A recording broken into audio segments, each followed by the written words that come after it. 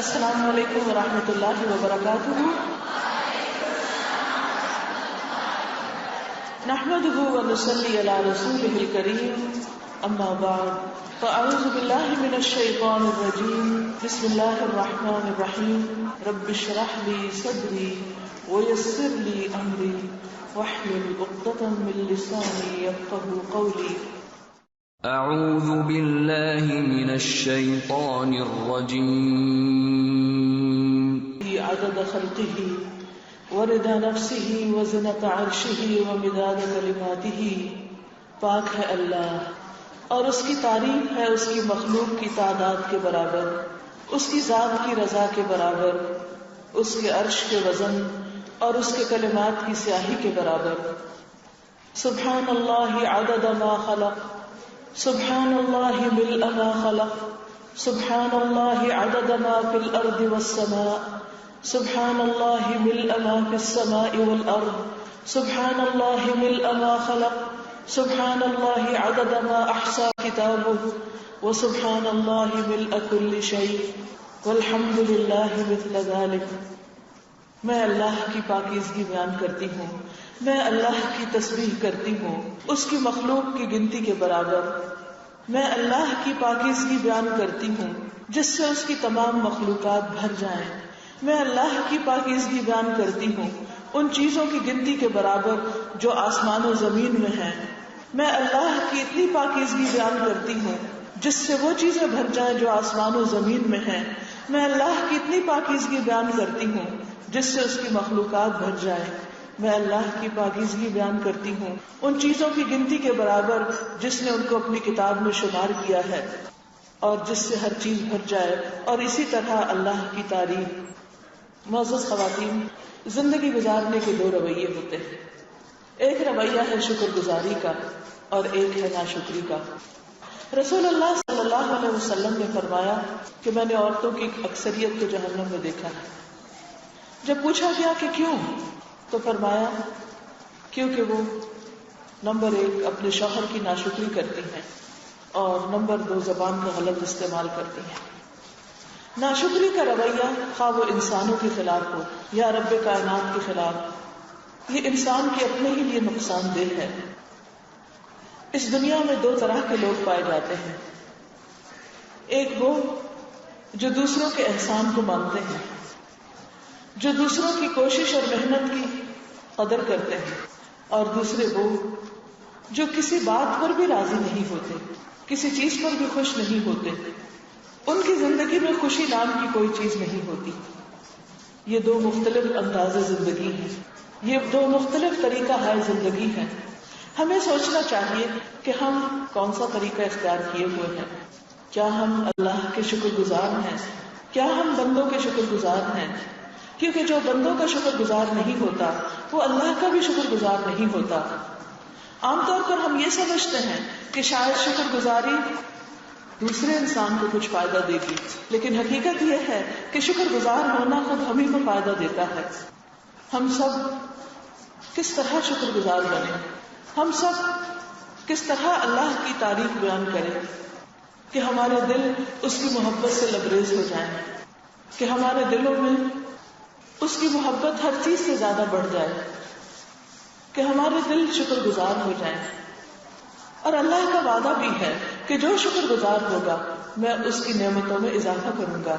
لئن شکرتم لأزیدنکم ولئن کفرتم ان عذابی لشدید.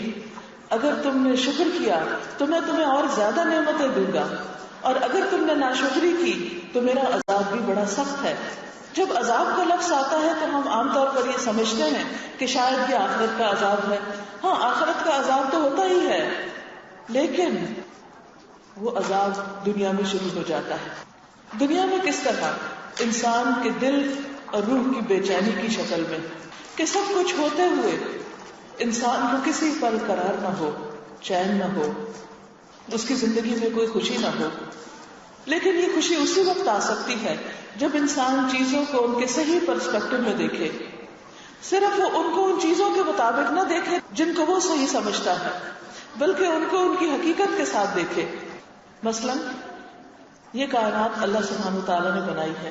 اس کائنات کا ذرہ ذرہ اللہ کی تسبیح کر رہا ہے. اسی طرح وہ لوگ جو اللہ کے شکر گزار ہیں وہ بھی اللہ کی تسبیح کرتے ہیں. تسبیح کرنے کا مطلب کیا ہے؟ کیونکہ ہم بچپن سے تسبیح کا لفظ سنتے ہیں. تسبیح کا مطلب ہے سبحان اللہ کہنا. سب پاکی اللہ کے لیے، یعنی اللہ تعالیٰ پاک ہے. اللہ پاک ہے. کس چیز سے پاک؟ ہر عیب سے پاک، ہر غلطی سے پاک، ہر غلط فیصلے سے پاک. اور پھر اس کے ساتھ صرف سبحان اللہ نہیں، جہاں سبحان اللہ آتا ہے وہاں والحمدللہ بھی آتا ہے کہ سب تعریف اللہ کے لیے ہے. گویا ایک طرف انسان اللہ کے فیصلوں پر راضی ہوتا ہے اور جس چیز کو بھی دیکھتا ہے اس میں اس کو خوبی ہی خوبی نظر آتی ہے. اللہ سبحانہ و تعالیٰ بندوں کو دعوت دیتے ہیں کہ تم آسمان پر غور کرو. ما تری فی خلق الرحمن من تفاوت فارجع البصر هل ترى من فطور ثم ارجع البصر مرتين ثم ارجع البصر مرتين ينقلب اليك البصر خاسئا وهو حسير. تم اللہ کی تخلیق کو دیکھو، بار بار دیکھو، آسمان پر نظر دوڑاؤ، تمہاری نگاہ تھک کر نام مراد پلٹ آئے گی. تمہیں رحمان کی تخلیق میں کوئی تفاوت، کوئی خلل نظر نہیں آئے گا. اللہ سبحانہ و تعالیٰ نے آسمانوں کو بنایا اور پرفیکٹ بنایا اور ان کو خود تھام کر رکھا کہ وہ زمین پر گرتے نہیں، ورنہ اگر وہ نہ تھامے تو بغیر پلرز کے وہ چھت کسی بھی وقت انسانوں پر گر سکتی ہے. اس نے ستارے بنائے جو اپنے وقت پر چمکتے ہیں اور ان کی چمک ہمیں دکھائی دیتی ہے. وہ سارے کے سارے اپنی ہی گردش میں ہیں، وہ سارے کے سارے اللہ تعالیٰ کی اطاعت کر رہے ہیں، اس کی فرما برداری کر رہے ہیں، اس کی تصویر بیان کر رہے ہیں، اس کی پاکی بیان کر رہے ہیں. ہر دم وہ اللہ کی عبادت میں ہیں. اسی طرح وہ اللہ کی تعریف بھی کرتے ہیں، کیونکہ ایک ہے اللہ تعالیٰ کو ہر عیب سے پاک قرار دینا، اور پھر اتنا کافی نہیں کہ ہم یہ کہیں کہ اس کے اندر کوئی عیب نہیں، بلکہ اس کے ساتھ ساتھ یہ بھی ضروری ہے کہ ہم اس کی تعریف بھی کریں، اور ہر طرح کی تعریف اسی کی. تعریف انسان کب کرتا ہے؟ کس کی کرتا ہے؟ جب کسی کے اندر کوئی خوبی دیکھتا ہے، کسی کے اندر کوئی ان یوزول چیز دیکھتا ہے. جب انسان اللہ سبحانہ و تعالیٰ کے سارے کمالات کو دیکھتا ہے، آسمان کے رنگوں کو دیکھتا ہے، صبح کا رنگ، دوپہر کا رنگ، شام کا رنگ، گرمیوں کے رنگ، سردیوں کے رنگ، مختلف بدلتے ہوئے موسموں کے ساتھ بدلتے ہوئے آسمان کے رنگ، پودوں کے رنگ، پھولوں کے رنگ، کائنات میں بکھرے ہوئے طرح طرح کے رنگ، تو اس کا دل ایک دم پکار اٹھتا ہے. کیا پکار اٹھتا ہے؟ کہ تعریف کے قابل تو ہی ہے. انسانوں نے بھی بہت سی چیزیں بنائی جن پر انسانوں کی بھی بڑی تعریفیں ہوتی ہیں، لیکن انسانوں کا کوئی کام کمی سے خالی نہیں. پرفیکشن صرف اللہ کی ذات کے لیے ہے. انسان کچھ بھی کرے، بڑی بڑی عمارتیں آپ نے دیکھی ہوں گی، ان عمارتوں میں آپ دیکھتے ہیں کہ جہاں ایک طرف بڑی خوبصورتی ہوتی وہاں کوئی نہ کوئی ڈیفیکٹ ہوتا ہے. پھر ان کے اندر ایسے ایسے خلل نکلتے ہیں اور پھر کچھ عرصے کے بعد وہ عمارتیں آؤٹ ڈیٹڈ ہو جاتی ہیں، آؤٹ آف فیشن ہو جاتی ہیں، رہنے کے قابل نہیں رہتی، پرانی ہو جاتی ہیں، رونق کھو دیتی ہیں، کشش کھو دیتی ہیں. لیکن آسمان جو اول روز سے ہم دیکھتے ہیں، کبھی آپ نے محسوس کیا کہ اس کے اندر بھی انسان کے لیے اس میں کوئی کشش کم ہوئی ہو؟ کبھی ایسے ہوا کہ آپ دیکھیں کہ آسمان کو دیکھ دیکھ کے بور ہو گئے ہیں، اب مزید دیکھنے کو دل نہیں چاہتا؟ کبھی ایسا نہیں ہوتا. صبح کو دیکھیں، دوپہر کو دیکھیں، شام کو دیکھیں، رات کو دیکھیں، جب دیکھیں اس کی اٹریکشن اپنی جگہ بحال ہوتی. اسی طرح جتنے پھول، پھل اور پودے ہیں، کبھی آپ دیکھیں کینوں کے باغ کے پاس سے آج کل ہر طرف لدے ہوئے باغات ہیں. کبھی آپ یہ کہہ سکتے ہیں ہاں پہلے بھی دیکھا ہوا، اب ان کو کیا دیکھنا؟ کیا ان کی کشش ختم ہو جاتی ہے؟ کبھی بھی نہیں. انسانوں کی بنائی ہوئی چیزوں کے اندر کشش ختم ہو جاتی ہے، لیکن اللہ کی بنائی ہوئی چیزوں میں کشش ختم نہیں ہوتی. اور بار بار دیکھنے پر بھی نگاہ تھکتی نہیں، ان کو دیکھ کر ایک سکون کا احساس ہوتا ہے. آسمان کو دیکھیں، ستاروں کو دیکھیں، درختوں کو دیکھیں، پھولوں کو دیکھیں، پھلوں کو دیکھیں، اس کی بنائی ہوئی کائنات کو دیکھیں، حتیٰ کہ وسیع صحراؤں کو دیکھیں جہاں ریت کے سوا کچھ نہیں ہوتا، لیکن ان کا حسن بھی آپ کو اپنی طرف متوجہ کرتا ہے. اللہ تعالیٰ نے جو کچھ بھی بنایا ہے، جہاں بھی بنایا ہے، بہت ہی خوبصورت بنایا ہے. لہذا بندے کا کام کیا ہے کہ جب ان کو دیکھے تو اللہ کی تعریف بیان کرے. ہم انسانوں کو دیکھتے ہیں، معصوم بچوں کو دیکھتے ہیں، ایک ایک اس کو دیکھتے ہیں، ایک ایک چیز کو آپ دیکھیں تو آپ کو اللہ سبحانہ و تعالیٰ کے کمالات نظر آئیں گے. لیکن ایک دوسرا رویہ بھی ہوتا ہے، اور وہ یہ کہ انسان کو کائنات کی خوبصورتی نظر نہیں آتی کیونکہ اس کی اپنی آنکھ میں حسن نہیں. وہ حسن ہر طرف بکھرا ہوا ہے، وہ نور ہر طرف پھیلا ہوا ہے، لیکن اس کی اپنی آنکھ کا نور نہیں، اس کے دل میں نور نہیں. تو جس نگاہ میں نور نہیں ہوتا، جس نگاہ میں روشنی نہیں، جس دل میں روشنی نہیں، اسے باہر کہیں کچھ نظر نہیں آتا اور کچھ اچھا نظر نہیں آتا. اندھیرے میں سارا حسن چھپا ہوا ہے. تو دل کے یہ اندھیرے دور ہوں گے تو رب کائنات کی ساری عظمت سامنے آئے گی اور پھر بے اختیار اس کی تعریف پکار اٹھیں گے. جب انسان ان چیزوں کے اندر اللہ تعالیٰ کی خوبی اور کمال کو دیکھتا ہے تو لازماً اس کے دل کے اندر اللہ کی محبت پیدا ہوتی ہے. جب اللہ کی محبت پیدا ہوتی ہے اور اللہ کی عظمت دل میں آتی ہے اور اللہ پر یقین اور اعتماد بڑھتا ہے تو پھر انسان کی زبان سے اللہ کی پرفیکٹ تعریف نکلتی ہے. سبحان اللہ و بحمدہ، سبحان اللہ العظیم، سبحان اللہ والحمد للہ ولا الہ الا اللہ واللہ اکبر ولا حول ولا قوة الا باللہ لا الہ الا اللہ. پھر اس کی زبان پر اللہ کا ذکر خود بخود وارد ہو جاتا ہے، پھر کسی کو یاد دہانے کی بھی ضرورت نہیں رہتی. لیکن جب ہماری نگاہ کام نہیں کرتی، جب وہ کائنات میں پھیلے ہوئے اللہ کے کمالات کو نہیں دیکھتی تو پھر ہمیں کیا نظر آتا ہے؟ ہر چیز کے اندر خامیاں نظر آتی ہیں، ہماری سوچ بھی منفی ہو جاتی ہے اور اللہ کی تعریف کی بجائے پھر اللہ کے فیصلے اور اللہ کی چیزوں پر اعتراض ہونے لگتے ہیں. یہ ایسے کیوں بنایا، یہ ایسے کیوں ہے، یہ چیز کیوں ہے. اچھی چیزیں پھر کم نظر آتی ہیں اور خراب چیزیں زیادہ نظر آتی ہیں. نتیجتاً نہ زبان سے ذکر نکلتا ہے، نہ دل اللہ کو یاد کرتا ہے، اور نہ ہماری زبان سے پھر شکر کے کلمات ادا ہوتے ہیں، اور دل کے اندر بھی ایک مایوسی اور ایک غم کی کیفیت ہوتی ہے، اور زندگی میں کوئی سپارک نہیں ہوتا، کوئی رونق نہیں ہوتی، کوئی خوشی نہیں ہوتی، کوئی امنگ نہیں ہوتی. خود اپنے لیے بھی بوجھ، ڈپریشن کا شکار، دوسروں کے لیے بھی ایک بوجھ. نہ اپنی ترقی کے لیے کچھ کرتے ہیں اور نہ دوسروں کے کچھ کام آتے ہیں. لہذا یہ بے حد ضروری ہے کہ ہم اپنی سوچ کو بدلیں، سوچ کے زاویوں کو بدلیں، چیزوں کے اندر اللہ کا ڈالا ہوا حسن دیکھیں اور پھر اللہ کے شکر گزار ہوں، اور اس شکر گزاری پر اس دنیا کی زندگی کو بھی انجوائے کریں اور آخرت کو بھی انشاءاللہ. دوسرا رویہ جو عام طور پر انسانوں کے بارے میں ہوتا ہے کہ بعض لوگ ایسے ہوتے ہیں کہ وہ ہر انسان کے بارے میں منفی سوچ رکھتے ہیں. وہ جس کو دیکھتے ہیں تو اس کی یا تو شکل میں خامیاں ڈھونڈتے ہیں، یا عقل میں اس کی کوئی خرابی ڈھونڈتے ہیں، یا اس کی بات میں، یا اس کے کام میں. ان کو دوسروں کے اندر کوئی بھلائی نظر آتی ہی نہیں، وہ ہر ایک کے اندر کوئی نہ کوئی خامی تلاش کر لیتے ہیں. یہی وجہ ہے کہ آپ نے دیکھا ہوگا کہ بعض لوگوں کے پاس جب آپ بیٹھتے ہیں تو یا تو وہ دوسروں کی شکل پہ بات کر رہے ہوتے ہیں، فلاں کا ناک ایسے ہے، فلاں کے بال ایسے ہیں، فلاں کا رنگ ایسا ہے، اس کا قد ایسا ہے، اس کی فزیک ایسے ہے، اس کو تو کپڑے پہننے کا ڈھنگ نہیں، اس کا لباس ایسا ہے، اس کو تو پکانے کا ڈھنگ نہیں، اس کی تو چال ایسی ہے. وہ ہر وقت ان کی صرف خامیاں دیکھتے ہیں.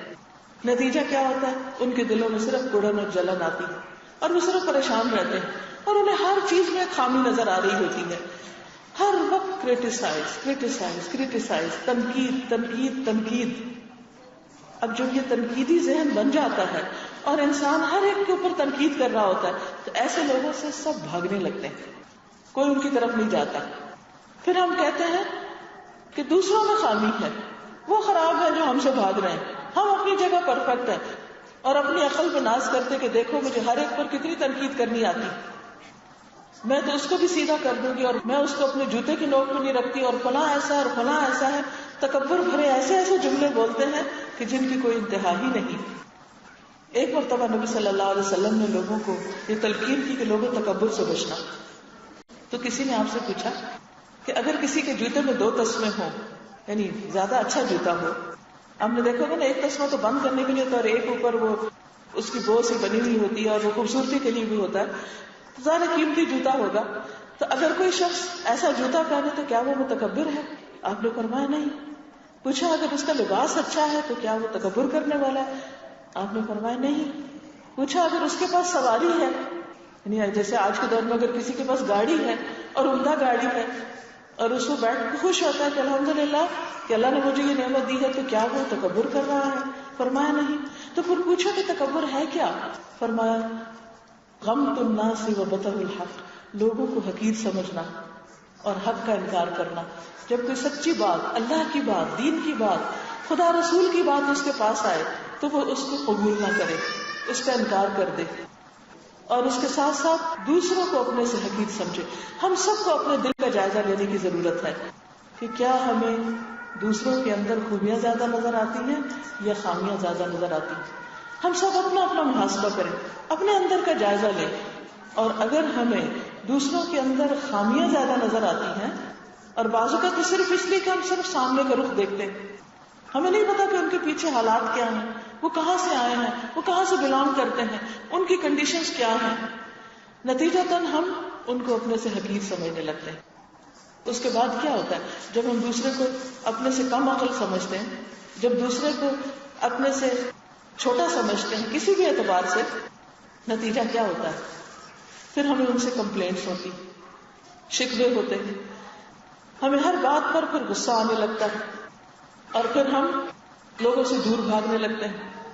اب آپ خود سوچیں، اگر آپ اس رویے کے ساتھ اپنے گھر میں رہ رہے ہیں کہ آپ کو اپنے ماں باپ سے بھی شکایات ہیں، آپ کو اپنے بہن بھائیوں سے بھی شکایات ہے، آپ کو اپنے شوہر سے بھی شکایت ہے، آپ کو اپنے بچے سے بھی شکایت ہے، آپ کو اپنے ہمسائے سے بھی شکایت ہے، آپ کو اپنے ملک کے سیاستدانوں سے بھی شکایت ہے، آپ کو ریلیجس لیڈر سے بھی شکایت ہے، آپ کو دنیا کے ہر بندے سے شکایت ہے، اور آپ ہر وقت یا تو جیسا خود کڑتے ہیں اندر دل جلتا رہتا ہے، یا پھر لوگوں کے ساتھ وہی باتیں کرتے رہتے ہیں. نتیجہ کیا ہوتا ہے؟ کوئی آپ سے بات نہیں کرنا چاہتا، کوئی آپ کی کمپنی میں بیٹھنا نہیں چاہتا، کوئی آپ کے ساتھ رہنا نہیں چاہتا، لوگ آپ سے دور بھاگتے ہیں. ایسے لوگوں سے سب دور بھاگتے ہیں. پھر ایسے لوگ تنہائی کا شکار ہوتے ہیں. پھر ان کو شکایت ہوتی کوئی ہمیں پوچھتا نہیں. پھر ان کو شکایت ہوتی ہمارے بچے ہمیں نہیں پوچھتے. پھر وہ اکیلے بیٹھ کے روتے ہیں کہ ہمارے بچوں کا ہمارا کوئی خیال نہیں. پھر انہیں شوہر سے شکایت ہوتی کہ وہ ہمارا خیال نہیں رکھتا. پھر انہیں اوروں سے شکایت ہوتی. نتیجہ کیا ہوتا ہے؟ کڑھن، جلن، دکھ، درد، تکلیف، بیماریاں ایک کے بعد ایک، اور یہ زندگی حرام ہو کر رہ جاتی. پھر اس کے بعد ایک اور چیز ہم لوگوں کے ساتھ کیا کرتے ہیں، اگر کسی کے اندر کوئی خوبی نظر بھی آتی ہے تو پھر ہم اس کو بس صرف کمپیریزن کے لیے رکھ لیتے ہیں. بس کسی کے بچے میں کوئی چیز اچھی نظر آئی، پھر سارا وقت بچوں کو تانے دیں گے، وہ تمہارا کزن تو یہ پڑھ رہا ہے، تم کیا کر رہے ہو، تم آوارہ پھر رہے ہو. وہ تمہارا دوست دیکھو کیا بن گیا اور تم کیا بنے. وہ تمہارا خالو اور چچا اور ماموں کیا تھا اور تم کیا ہو.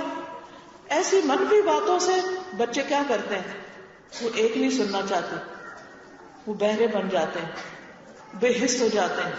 ہم دن رات ان کو ڈسکریج کرتے رہتے ہیں، ان کا کانفیڈنس ختم ہو جاتا ہے، وہ زندگی میں کچھ کرنے کے قابل نہیں رہتے، وہ کسی کو منہ دکھانے کے قابل نہیں رہتے، وہ اندر ہی اندر کٹتے اور گھٹتے رہتے ہیں. نتیجتاً نشے کا شکار ہو جاتے ہیں. وہ پناہ ڈھونڈتے تو کہاں، نشے میں جا کے ڈھونڈتے ہیں، کیونکہ ان کو کہیں سے بھی کوئی تعریف نہیں ملتی، ان کو کوئی اپریسیشن نہیں ملتی. خرابی کہاں سے آئی؟ ہمارے رویوں سے آئی، ہمارے اخلاق سے آئی، اور ماؤں کا اس میں بہت بڑا رول ہے. اکثر نوجوان بچوں کو ماں باپ سے شکایت ہوتی ہے. ٹھیک ہے، اس میں ان کی نوجوانی کا بھی کچھ ہاتھ ہوتا ہے کہ ان کی سوچ ڈفرینٹ ہوتی ہے، لیکن اس میں کچھ ماں باپ کا بھی قصور ہوتا ہے. ہم سمجھ لیتے ہیں ہم ماں باپ ہیں، عزت اور احترام کے لائق ہیں، ہم جھوٹ بولیں تو بھی بچے ہماری عزت کریں، ہم غلط کام کریں تو بھی بچے ہماری عزت کریں. نہیں، بچے جب باشعور ہو جاتے ہیں تو وہ ہماری غلط باتوں پہ ہماری عزت نہیں کر سکتے. ہم صرف ماں باپ ہونے کی دھمکی نہیں دے سکتے، ہم صرف ماں باپ ہوتے ہوئے ڈیمانڈ نہیں کر سکتے. بہت ضروری ہے کہ ہم ماں باپ اپنے رویوں پر غور کریں کہ ہم کیا کر رہے ہیں، اور لوگوں میں کمپیرزن چھوڑ دیں. اس طرح کے کمپیرزن سے زندگی حرام ہو جاتی ہے. مثلا بعض اوقات ہم اپنے شوہر کا اپنے دوسرے کسی اس کے بہن بھائی سے کمپیرزن، یا خاندان میں کوئی اور جو لوگ ہیں دوسرے کپلز کے ساتھ کمپیرزن کرنے لگتے ہیں، اور پھر ان کا سوچ سوچ کے ہم غمگین ہوتے رہتے ہیں کہ فلاں تو اپنے بچوں کا اتنا خیال رکھتا ہے، فلاں اتنا کما کے لاتا ہے، فلاں تو اپنی بیوی کو حج پر لے گیا ہے، فلاں نے تو ایسا اور ایسا گھر میں فرنیچر ڈلوا کے دیا ہے، اور ہمارا شوہر تو کچھ بھی نہیں کرتا. اور ہمیں اس وقت یہ بھول جاتا ہے کہ جو کچھ وہ کرتا ہے ہو سکتا ہے وہ کسی دوسرے کو شوہر نہ کرتا ہو. اسی لیے کہتے ہیں کہ دنیا کے معاملے میں اپنے سے نیچے والوں کو دیکھو اور دین کے معاملے میں اپنے سے اوپر والوں کو دیکھو, تب شکر گزاری آئے گی. لہذا اگر ہم چاہتے ہیں خوشحال زندگی تو ہمیں کرٹیسائزنگ چھوڑنی ہوگی. کریٹیک نہیں بننے کے لیے ہم کو کہا گیا. لست علیہم بمسیطر, اللہ نے ہمیں کسی پر مسلط نہیں کیا.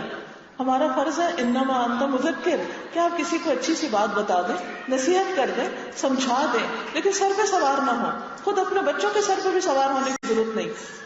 ان کو بھی تبلیغ کرنے, ان کو بھی سمجھانے میں حکمت سے کام لیں, لیکن کسی کے پیچھے نہ پڑیں اور لوگوں میں مقابلہ نہ کریں, نہ اپنے بچوں کا کسی سے کریں.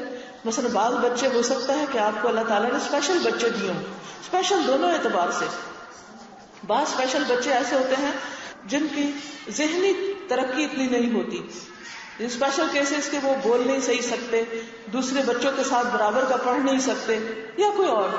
ایسے میں بعض اوقات مائیں رو رو کر اپنے آپ کو گلا دیتی اور ہر بات میں کمپیریزن کر رہی ہوتی ہیں کہ وہ اس کے ساتھ کے فلاں فلاں بچے جو ہیں وہ اتنا آگے نکل گئے اور یہ تو کچھ بھی نہیں کر رہا اور یہ تو پیچھے رہ جائے گا اور پتہ نہیں اس کا کیا بنے گا.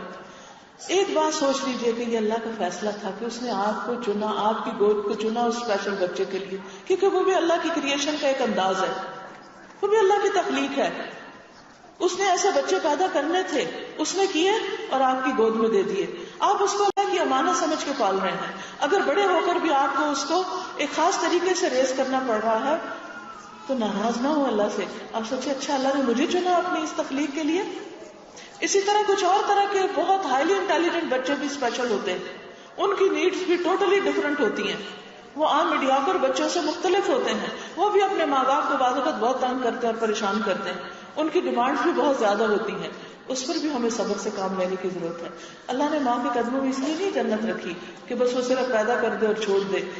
جو بچوں کی تربیت میں صبر اور برداشت سے جتنا جتنا وہ کام لیتی ہے وہ سارا کچھ ماں کے لیے اجر لکھا جاتا ہے. لہٰذا اگر آپ پرسکون زندگی چاہتے ہیں تو اپنے بچوں کو دوسروں کے بچوں سے کمپیئر نہ کریں. ہاں سیکھنے کے لیے ضرور کہ اگر دوسرے کا بچہ آگے جا رہا ہے, اس نے قرآن بھی حفظ کر لیا اور اسکول میں بھی گریڈز اچھے لے رہا ہے, تو آپ یہ ضرور جانیں کہ اچھا اس نے کیسے یہ کام کیا, تاکہ آپ بھی اپنے بچے کو کروا سکیں. لیکن دل میں اس کی نعمت پر غمگین نہ ہو کہ اچھا اس کے بچے نے تو کر لیا ہے, میرا پیچھے رہ گیا, اور آپ حسد شروع کر دیں اور جب اس بچے کا ذکر آئے تو آپ کو تکلیف ہونے لگے. نہیں, اس کی نعمت پر بھی خوش ہوں کہ شکر ہے اللہ کا, اگر میرا نہیں کر سکا اس کا تو کر گیا, اس کو تو یہ نعمت مل گئی. جب آپ دوسروں کی خوشی پر خوش ہوں گے تو اللہ تعالیٰ آپ کو بھی خوش کر دے گا, اللہ آپ کو بھی نعمتیں دے گا, کیونکہ یہ اللہ کا وعدہ ہے لَإِن شَكَرْتُمْ لَأَزِيدَنَّكُمْ. پھر اسی طرح بعض اوقات جب ہم کمپیریزن کرتے ہیں تو پھر ہم کمپٹیشن میں پڑ جاتے ہیں. جب کمپٹیشن میں پڑتے ہیں تو پھر زندگی کے مقاصد بھول جاتے ہیں کہ ہمیں اللہ نے کس خاص کام کے لیے پیدا کیا تھا. اچھا یہ کمپٹیشن کس میں ہوتا ہے؟ اگر نیکیوں میں ہو تو بہت ہی اچھا, لیکن ہم نیکیوں میں کمپٹیشن نہیں کرتے. ہم کس میں کرتے ہیں؟ کپڑوں میں کرتے ہیں, گھروں میں کرتے ہیں, فرنیچرز میں کرتے ہیں, اور ضرورت کی چیزوں میں, دنیا کی چیزوں میں کرتے ہیں, لیکن آخرت کے بارے میں نہیں کرتے. نیکیوں میں آگے نکلنے کے لیے کمپٹیشن نہیں کرتے. حالانکہ ہمیں کیا حکم دیا گیا تھا؟ فاستبقوا الخیرات. جب ہم دنیا میں کمپٹیشن شروع کرتے ہیں, انہیلدی کمپٹیشن جب شروع ہوتا ہے کہ اچھا اس نے یہ کپڑا پہن لیا, یہ ڈیزائن پہن لیا, میں بھی پہن کے چھوڑوں گی. اب پیسے نہیں ہیں, اب پیسے حاصل کرنے کے لیے ایک اور جدوجہد شروع ہو گئی. اب وہ پیسے ہاتھ آ گئے, پھر وہ چیز خرید کے پھر ہم پہنتے ہیں, رکھتے ہیں, پھر ہم ٹھنڈے ہوتے ہیں. لیکن آپ خود سوچئے کہ صرف اس ایک خواہش کو پورا کرنے کے لیے آپ نے کیا کچھ گنوایا. ہو سکتا ہے آپ نے اپنے بچوں کا وقت چرایا ہو. بچوں کا وقت چرانے سے مطلب یہ کہ جو ٹائم آپ کو ان کو دینا چاہیے تھا اس کام میں آپ پیسے کمانے میں لگے رہے. آپ سمجھتے ہیں کہ بچوں کو صرف پیسے دے کر آپ خوش کر دیں گے اور ان کی ساری ضروریات پوری ہو جائیں گی؟ نہیں. جو وقت آپ کو ان کو دینا ہے وہ آپ ہی کو دینا ہے. جو محبت آپ سے ان کو مل سکتی ہے وہ دنیا کی کسی دوسری چیز سے نہیں مل سکتی. پھر اسی طرح جب ہم کمپٹیشن کرنے لگتے ہیں تو پھر ایک اور چیز ہمارے اندر پیدا ہو جاتی ہے, اور وہ حسرتیں جو کہیں ختم نہیں ہوتی. جتنا بھی ہم کمپیٹ کر لیں, جب ہم ایک نقطے پہ پہنچتے ہیں تو پھر اگلا شروع ہو جاتا ہے, پھر اس سے اگلا شروع ہو جاتا ہے. کہیں بھی ختم نہیں ہوتا. قرآن پاک میں اللہ تعالیٰ فرماتے ہیں الہاکم التکاثر حتی زرتم المقابر کلا سوف تعلمون ثم کلا سوف تعلمون. الہاکم التکاثر، یہ کثرت حاصل کرنے کی خواہش نے تمہیں غفلت میں ڈال دیا. پھر ہم آخرت کے بارے میں غفلت میں پڑ جاتے ہیں، اور جب کوئی اپنی آخرت کو بھول جاتا ہے، اس اصل گھر کو بھول جاتا ہے، اس منزل کو بھول جاتا ہے، تو پھر اس کے پاس کچھ بھی نہیں رہتا، پھر وہ اپنے وقت کا صحیح استعمال نہیں کر سکتا. لہٰذا ہم سب اپنا جائزہ لیں کہ ہم کس چیز کے لیے دوڑ رہے ہیں، کیونکہ ہر شخص دوڑ رہا ہے اور ہر شخص کا قبلہ کچھ مختلف ہے اور ہر شخص مختلف چیزوں کے لیے دوڑ رہا ہے. ہماری خواہشات کیا ہیں، ڈیزائرز کیا ہیں، ہماری نیڈز کیا ہیں، ہم کیا چاہتے ہیں، ہم کس چیز کا شوق رکھتے ہیں، اور اس شوق کی برتھ کیا ہے، اور اس کے لیے ہمیں قربانیاں کیا کرنی پڑ رہی ہیں. کہیں ایسا تو نہیں کہ ہم اپنی دنیا اور آخرت دونوں کو قربان کر کے اپنے شوق پورے کر رہے ہوں اور پھر اینڈ آف دا ڈے آخرت میں کوئی بھی چیز ہاتھ میں نہ آئے، کچھ بھی باقی نہ رہے، کچھ بھی حاصل نہ ہو. لہذا ہم سب کو اپنا اپنا جائزہ لینا ہے، ہم سب کو اپنے بارے میں سوچنا ہے ہمیں کیا کرنا ہے، ہم کہاں کھڑے ہیں اور ہمیں کس رخ پر جانا ہے. جنت اللہ تعالیٰ کی بہترین بستی ہے، اسے ان لوگوں سے بسایا جائے گا کہ جو اللہ کے پسندیدہ ہوں گے اور جن پر اللہ کی رحمت ہو جائے گی. لہذا ہم سب کو ان چیزوں کی طرف بڑھنے اور ان چیزوں کی طرف دوڑنے کی ضرورت ہے جو ہمیں اللہ کی رحمت سے قریب کر دیں، جو ہمیں اللہ کی رضا کے قریب کر دیں، جو ہمیں اس کا قرب عطا کرے. وہ کیا چیز ہے، وہ کون سی چیز ہے، وہ کون سی چیز ہے کہ جس سے ہم اللہ کے قریب ہو سکتے ہیں؟ وہ کون سے پسندیدہ کام ہیں جنہیں کرنے سے ہم واقعی اس کی رضا پا سکتے ہیں؟ چند ایک کا ذکر میں آج کروں گی. سب سے پہلی چیز، جیسے آپ صلی اللہ علیہ وسلم نے اپنے ایک صحابی کو نصیحت کی تھی کہ تمہاری زبان ہمیشہ اللہ کے ذکر سے تر رہے، ہمیشہ اللہ کے ذکر سے تر رہے، کہیں پر بھی ہوں اللہ کو یاد کرتے رہے. اور اللہ کو یاد کرنے کے لیے بہترین چیز کیا ہے؟ جیسے تسبیح ہے. جیسے تسبیح یہ اللہ کی شکر گزاری کا زبانی اظہار ہے، اقرار ہے. کون سی تسبیح کریں؟ ایک تو یہی سبحان اللہ و بحمدہ سبحان اللہ العظیم. یہ دو کلمات ایسے ہیں کہ جو میزان پہ بھاری ہیں، زبان پہ بہت ہلکے ہیں، یعنی آخرت میں ان کا بہت فائدہ ہے لیکن بولنے میں بہت ہی آسان ہے اور اللہ تعالیٰ کو بہت زیادہ پسند ہے. اور قیامت کے دن جو شخص ان کی کثرت لے کر آئے گا وہ اعمال کے اعتبار سے بہت آگے بڑھ جائے گا. نبی صلی اللہ علیہ وسلم اللہ تعالیٰ کے سب سے زیادہ شکر گزار بندے تھے. آپ کے خادم ہیں ربیعہ بن کعب، وہ کہتے ہیں کہ میں دن بھر حضور صلی اللہ علیہ وسلم کی خدمت کیا کرتا تھا، میں آپ کے چھوٹے چھوٹے کام آپ کے ساتھ کرتا رہتا. جب رات آتی تو آپ کے دروازے کے پاس سو جاتا. میں ہمیشہ سنتا کہ آپ یہ پڑھ رہے ہیں سبحان اللہ سبحان اللہ سبحان ربی، یہاں تک کہ میں تھک جاتا یا مجھے نیند آ جاتی، میں سو جاتا، لیکن آپ یہ کلمات پڑھتے رہتے. ہر روز رات کو تسبیح کر کے سوتے. اب آپ دیکھیں کئی دفعہ ہمیں نیند نہیں آ رہی ہوتی، ہم سائڈ بدل رہے ہیں، دائیں ہو رہے ہیں، بائیں ہو رہے ہیں، لیکن ہم کوئی ذکر بھی نہیں کر رہے.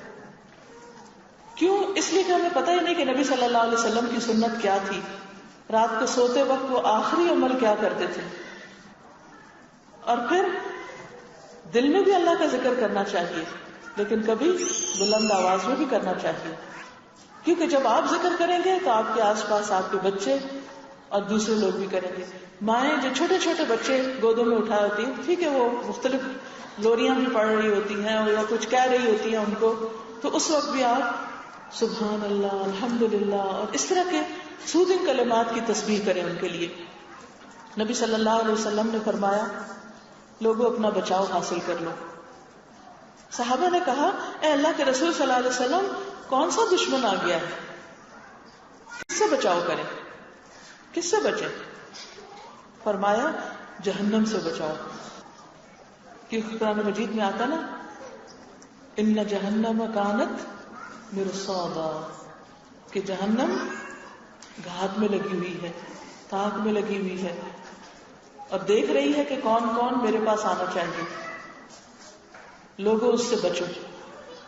آپ نے فرمایا جہنم سے تمہارا بچاؤ سبحان اللہ والحمد للہ ولا الہ الا اللہ واللہ اکبر ہے، ان کلمات کو پڑھا کرو، کیونکہ یہ کلمات قیامت کے دن تمہارے آگے آ کر پیچھے آ کر تمہارا بچاؤ کریں گے، یعنی جیسے باڈی گارڈز ہوتے ہیں نا، آگے بھی اور پیچھے بھی، تو یہ کلمات قیامت کے دن جہنم کی آگ سے بچانے کے لیے تمہیں ایک پروٹیکشن دے دیں گے۔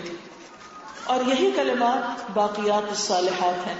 قرآن مجید میں آتا ہے نا المال والبنون زینۃ الحیات الدنیا والباقیات الصالحات خیر عند ربک ثوابا وخیر املا، مال اور بیٹے تو دنیا کی زندگی کی رونق، لیکن باقی رہنے والی نیکی کون سی ہے؟ والباقیات الصالحات خیر عند ربک ثوابا، جو ثواب کے اعتبار سے بہتر ہو، وخیر املا، اور انجام کے اعتبار سے اچھی ہو۔ اس کی وضاحت نبی صلی اللہ علیہ وسلم نے خود فرما دی کہ وہ کیا ہیں، یہ کلمات ہیں سبحان اللہ والحمد للہ ولا الہ الا اللہ واللہ اکبر۔ ان کلمات کو کثرت کے ساتھ پڑھنا چاہیے، کیا سوچ کر؟ جہنم کی آگ سے بچا لیں گی۔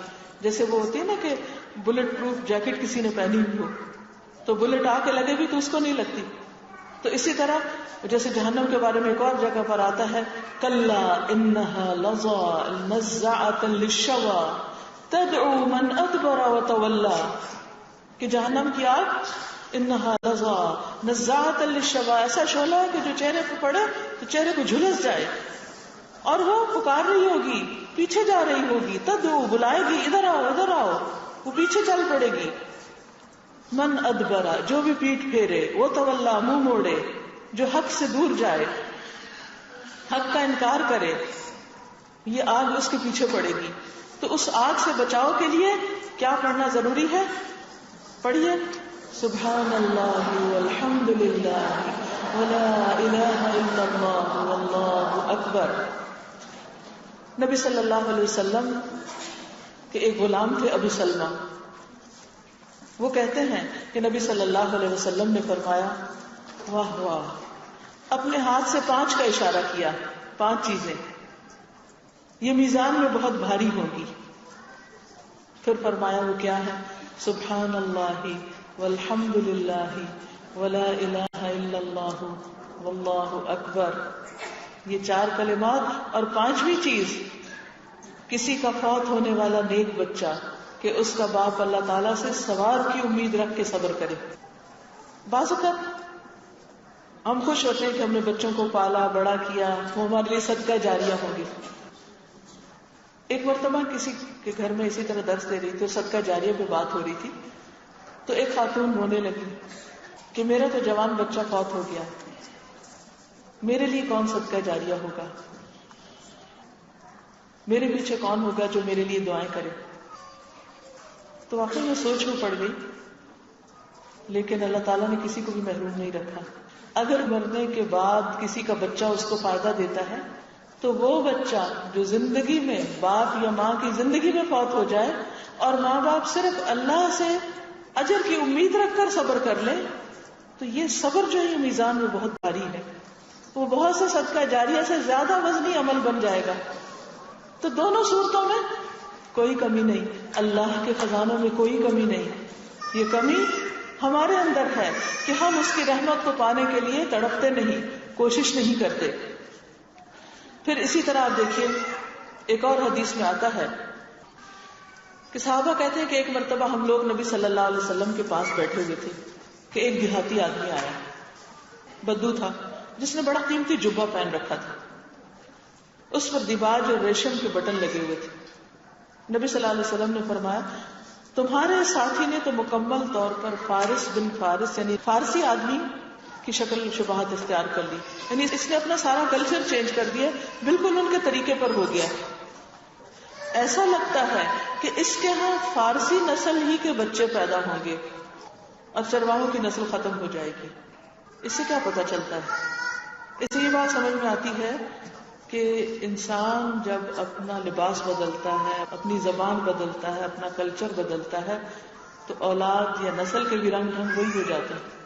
آپ نے بہت دفعہ مشاہدہ کیا ہوگا کہ جو لوگ یہاں سے سعودی عرب جا بسے تو ان کے بچے اور طرح اٹھے پروان چڑھے. جو انگلینڈ چلے گئے یا امریکہ چلے گئے، ان کے بچوں نے جب وہی کا لباس پہنا، وہی کی زبان بولی، تو وہ یہاں آ کے بالکل اجنبی ہو جاتے ہیں. یوں لگتا ہے کہ ماں باپ یا نانی دادی جو ہیں وہ ان کے کچھ نہیں لگتے، لیکن وہ نسل ہی بدل کر رہ گئی. تو آپ نے کہا کہ جو کچھ تم کر رہے ہو اس کا اثر صرف تم پر نہیں، تمہاری اولاد پر بھی ہوگا. ہم عام طور پر سمجھتے ہیں کہ ہم بچوں کو کسی اسلامی اسکول میں بھیج دیں گے تو اسلامی ہو جائیں گے. اچھی بات ہے، بہت کچھ سیکھ آئیں گے وہاں سے، بہت سی دعائیں یاد کرائیں گے، بہت سے ذکر اذکار، نماز، قرآن، دین کی تعلیم، علم ہو جائے گا. لیکن آپ کو معلوم ہے کہ وہ عمل کہاں سے سیکھیں گے؟ وہ عمل آپ سے سیکھیں گے، وہ آپ کو آئیڈیالائز کریں گے. آپ کی زندگی ان کے سامنے ایک نمونہ ہے، خواہ وہ اچھا ہو یا برا ہو. جو آپ کریں گے وہ وہی کریں گے. لہٰذا ہم میں سے ہر ایک کو بہت کانشیسلی زندگی بسر کرنی ہے کہ جب ہم بچوں کے سامنے کیا کہیں بھی اکیلے میں بھی کسی کے ساتھ بھی بولیں تو اپنے بولنے کو بھی واچ کریں کہ ہم کیسے بول رہے ہیں، کیا بول رہے ہیں. تو بچے وہی سیکھ رہے ہیں. ہم چیخیں چلائیں گے تو بچے بھی چیخ چلا کے بات کریں گے. ہم کسی کے ساتھ اوئے کر کے بولیں گے یا بدتمیزی سے بات کریں گے تو بچے بھی ویسے ہی بات کریں گے. ہم جس کی عزت اور ادب اور احترام کریں گے بچے بھی اس کی عزت احترام کریں گے. لہذا جو کچھ ہم ہیں، بچے ہمارا ریفلیکشن ہوتے ہیں. بہت سے لوگ سوال کرتے ہیں ہم بچوں کی تربیت کیسے کریں؟ تو میں ہمیشہ یہ کہتی ہوں کہ ان کی تربیت کے لیے اپنی تربیت کر لیں. اگر آپ کی تربیت ہوگی تو آپ کے بچوں کی خود بخود ہوگی، وہ دیکھ کر ہی آپ جیسے بن جائیں گے. لیکن اگر آپ کی تربیت نہیں ہوئی تو بچوں کی تربیت بہت مشکل کام ہے. وہ کچھ چیزیں تو آس پاس معاشرے ماحول سے سیکھ لیں گے، لیکن ان کی رگ و پے میں وہی باتیں اتریں گی جو وہ آپ کے عمل میں دیکھیں گے. لہذا جو اچھی خوبیاں آپ چاہتے ہیں کہ آپ کے بچوں میں ہوں وہ آپ اپنے اندر لے آئیں. مثلا آپ چاہتے ہیں کہ بچوں میں محنت کی عادت ہو، پہلے آپ خود محنت کریں. آپ چاہتے ہیں بچے سچ بولیں تو ان کو سچ بول کے دکھائیں. آپ چاہتے ہیں کہ وہ بڑوں کی عزت کریں، آپ اپنے بڑوں کی عزت کریں. اگر ہم اپنے ماں باپ کے ساتھ ایسا سلوک کرتے ہیں کہ ان کو بڑھاپے میں کسی اسٹور روم میں ڈال دیں یا کسی بیک روم میں ڈال دیں کہ جہاں ہم نے اس کو بھی اسٹور بنا کے رکھا ہوا ہے، تو بچے دیکھ رہے ہیں نا کہ نانی دادی کا کمرہ کیسا ہے. تو بڑے ہو کر وہ یا ان کے بچے اپنی نانی دادی کو پھر کون سا کمرہ دیں گے، کون سی جگہ دیں گے. ہم اگر اپنے بزرگوں کے ساتھ بدتمیزی سے بات کر رہے ہیں تو بچے ان کی عزت نہیں کر سکتے. تو آپ کا عمل ان کو سکھائے گا. اگر آپ بچوں کی تربیت کرنا چاہتے ہیں کہ سچ بولیں تو سب سے پہلے خود سچ کا پورا پورا اہتمام کرنا ہوگا. ایک دم معجزے نہیں ہوتے، آہستہ آہستہ وقت لگتا ہے، لیکن قطرہ قطرہ قطرہ کر کے وہ سیکھتے چلے جاتے ہیں اور ایک دن آتا ہے کہ پھر آپ کو اپنا لگایا ہوا باغ نظر بھی آنے لگتا ہے، وہ پھل پھول کھلانے لگتا ہے. تو بہرحال نبی صلی اللہ علیہ وسلم نے اس کے جبے کے یعنی جو گاؤن پہنا ہوا تھا اس کے مختلف حصوں کو پکڑ کر جمع کیا اور فرمایا میں تمہارے جسم پر بے وقوفوں کا لباس نہیں دیکھ رہا. پھر فرمایا اللہ کے نبی نوح علیہ السلام کی وفات کا وقت جب قریب آیا تو انہوں نے اپنے بیٹے سے فرمایا میں تمہیں ایک وصیت کر رہا ہوں جس میں سے میں تمہیں 2 باتوں کا حکم دیتا ہوں اور 2 سے روکتا ہوں. حکم اس بات کا دیتا ہوں کہ لا الہ الا اللہ کا اقرار کرتے رہنا، لا الہ الا اللہ پڑھتے رہنا، کیونکہ اگر 7 آسمان اور 7 زمینوں کو ترازو کے ایک پلڑے میں رکھا جائے اور لا الہ الا اللہ کو دوسرے پلڑے میں، تو لا الہ الا اللہ والا پلڑا جھک جائے گا. اتنا وزنی کلمہ ہے یہ. بعض اوقات کسی کو بتایا جاتا ہے نا کہ اگر آپ کا دل گھبرا رہا ہو یا ڈپریشن ہو رہا ہو تو آپ کثرت سے یہ پڑھیں، کیونکہ ایک حدیث میں اس کا ورد آیا ہے. تو کہتے اچھا، ان کو لگتا ہے جیسے کوئی ان کو ایسے معمولی سی چیز بتا دی گئی. حالانکہ اگر پورے یقین کے ساتھ اور روح کے ساتھ اس کو پڑھیں تو ایسا لگتا ہے کہ جیسے دل کے بند حصے کھلنے لگے ہیں. پڑھیے ذرا لا الہ الا اللہ، لا الہ الا اللہ، لا الہ الا اللہ، لا الہ الا اللہ، لا الہ الا اللہ، لا الہ الا اللہ. اور آپ کو معلوم ہے کہ لا الہ الا اللہ، اللہ کے سوا کوئی الہ نہیں. آپ اکیلے بیٹھ کے اسی انداز میں کئی دفعہ دہرائیے، زور سے پڑھیے، اور پھر اپنے دل کی حالت دیکھیے، یقیناً اس میں فرق پڑے گا.